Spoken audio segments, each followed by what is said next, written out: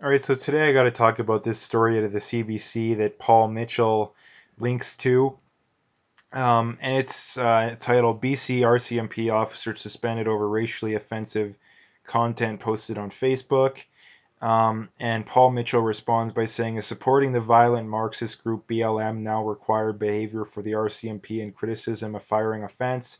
It appears the RCMP is now an ideological police force that is Ottawa's politically correct enforcer. Now, again, from what I've seen, now I could be wrong about this, I'll throw that caveat out there, but from what I've seen, all this guy did was criticize BLM.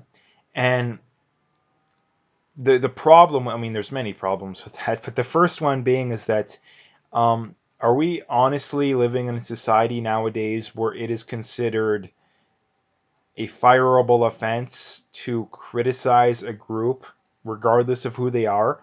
Like, what you're saying by definition is you don't get free speech, that free speech doesn't exist anymore in Canada. And this is something that I've pointed out at nauseum, and most leftists completely just gloss over this and pretend like it's not reality, and that their argument is always, well, we support free speech, just not hate speech. And then you ask to get a tangible definition of what hate speech is, and they mumble and they bumble because they don't want to admit that their definition of hate speech is pretty much anything that they disagree with, or anything that the radical leftists disagree with, um, which is a lot of stuff. And not to mention, too, is that either you have free speech, including hate speech, because there's no such thing as hate speech, because speech is not violence. The reason why the left claims, oh, hate speech is so terrible, because they view it as one and of the same as being literal physical violence, when in reality it's not. It's sticks and stones. Again, nothing that someone can say, unless it's literally inciting, violence. But again, that would not. No one argues that as being free speech anyway. There's no one arguing that. Um, and the whole fire in a crowded theater argument is stupid, because no one can actually give a tangible example of that throughout history. So that's a terrible example. But nonetheless, why is it a fireable offense to criticize a group that is admittedly Marxist, that plenty of black people disagree with? And the problem being, too, is that a lot of people only agree with them because they don't want the mob to come for them. Like, they just don't want the mob to come for them. And the other thing to point out too here is, I was reading through some social media, because I like to keep an eye on what the left thinks and why they believe it, because unlike them, I actually don't live in a massive bubble. Um, and so again, I follow some leftists, not as many on Twitter, but mostly on Reddit, because that's usually one of the places where the crazy leftists are. Some on Twitter, but mostly on Reddit, YouTube, some other stuff. But um, so there was an article posted. I don't know if it was r/Canada or where it was, but it was classic. Oh, like just the usual. You could tell none of them read the article. None of them read the article, because if they would have read the article, even if they wanted to disagree with them, their argument would have went something like this: well, the guy didn't say something that bad, but I still disagree with him. Like, that's what they would have said. But they viewed it as one and of the guy literally posting something that was by definition racist. But that's not what he did, at least from what I've seen, like I said. So that is the crazy thing too, that literally none of these people uh, actually look into things, like literally actually look into things.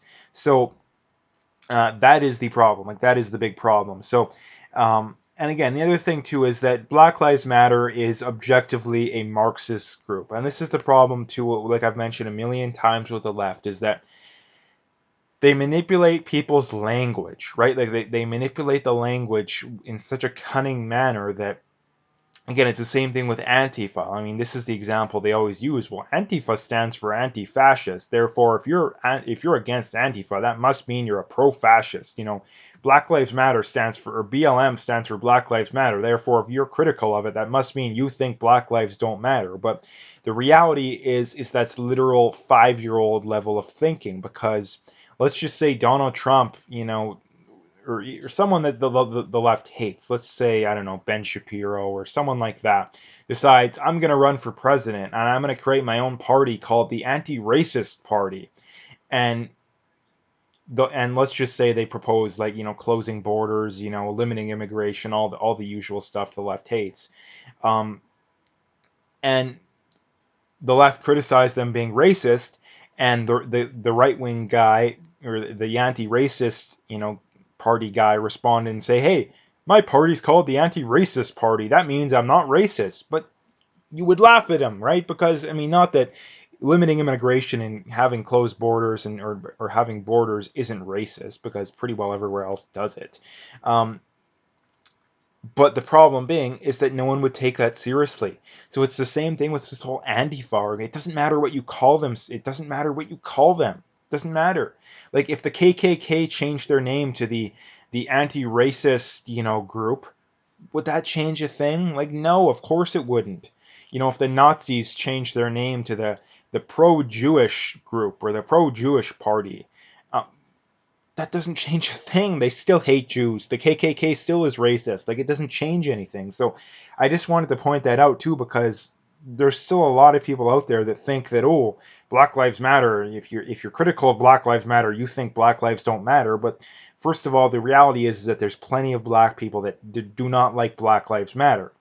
And the second point being too is that it doesn't matter what the name of the group is. It does not matter. It's the classic actions speak louder than words argument. Like, it's simple. Actions speak louder than words. We don't care what your name is. Antifa is clearly a group that hates free speech, that hates anyone who isn't a communist, and was willing to use violence to get their way. I don't care what your name is. I don't care what you think your cause is. If you're doing those things, you're a terrible group of people. Black Lives Matter started out, I think, as a decent, somewhat respectable movement, but now has been completely hijacked and taken over by radical left, a lot of times Marxist individuals. And it's no longer about racial injustice or any of that garbage. It's about pushing the far left ideology.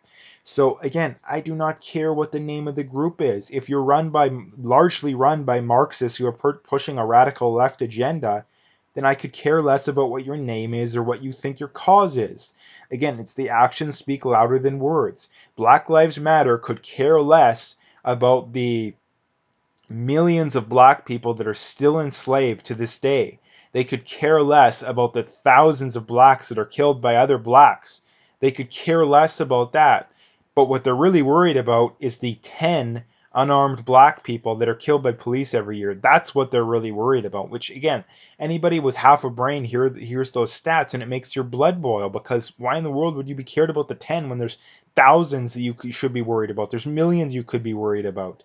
But the reality is, too, is that when you're on the left, you do not admit fault. You do not criticize your own, no matter what. Blacks could kill a million other Blacks a year in the States. There could be one unarmed Black man compared to a million Blacks killed by other Blacks every year in the States, and they would still pretend like this whole unarmed Black thing is the biggest deal in the world, when in reality it isn't. Not that it's a good thing, but it's 10 people. It's 10 people. Like, come on. Blacks are 50 times more likely to kill another Black than someone who's white is. If you actually care about Black lives, again, I've said this a million times, but I'm going to keep saying it. If you actually care about Black lives, the first thing that you do, the first thing that should be on their list is figure out, okay, how can we stop killing each other? Because dealing with white people killing Blacks should be at the back of the list, because they're literally 50 times less likely to do it. Either you don't understand basic math, or you're a complete ideologue, you're a complete identitarian. That's the other problem with Black Lives Matter, is that they are an identitarian group. And the problem with identitarian groups is that as they gain more power, identitarian groups in the opposite tend to pop up too. Like, the left thinks that, oh, white supremacy and all this garbage is such a big issue now. Wait till a literal white supremacist group, or borderline white supremacist group, pops up to counteract the Black Lives Matter identitarian group. Just wait, because then things will really get serious. So anyway, to sum it up in a nutshell, this guy should not have been fired. not to mention too, I think that it should be a law. It should be a law that people cannot be fired for political views. And this is a political view. Unless you do something that is literally illegal, you should not be able to be fired for something that is political. I don't care what it is. This is clearly political. He wasn't calling for violence, at least from what I've seen. Um, as long as you're not doing something that's illegal, speech should be protected away from work. And not to mention too, political beliefs are largely genetic, which is pretty much the equivalent of discriminating against someone based off their skin color or based off their gender. So the idea that it's okay to discriminate against people because of their political beliefs, I think, is beyond insane, and that should be something that should be written into law. It should be written into law because it's insane. And the problem too is that these problems are only going to get worse too, because most people who disagree with this cancel culture garbage are staying silent. And what happens when you ignore a problem and pretend like it doesn't exist? Well, guess what? Only gets worse. And that's going to be the same stuff with this stuff. It's only going to get worse until eventually it reaches a boiling point. And the problem is, said boiling point may be before the point of non-return, at least when it comes to peacefully figuring this stuff out. So anyway, that's what I wanted to talk about today. So if you liked the video, make sure to hit that like and subscribe. Check out my PayPal and email, got linked in the description. Again, I appreciate any donations, but at the very least, just hit that like and subscribe if you haven't already. And last few things, check me out on Parlay, BitChute, and Twitter. If you haven't followed me on those other platforms, make sure you do that. It's very important that you follow me on those other platforms. So make sure you check out all those links.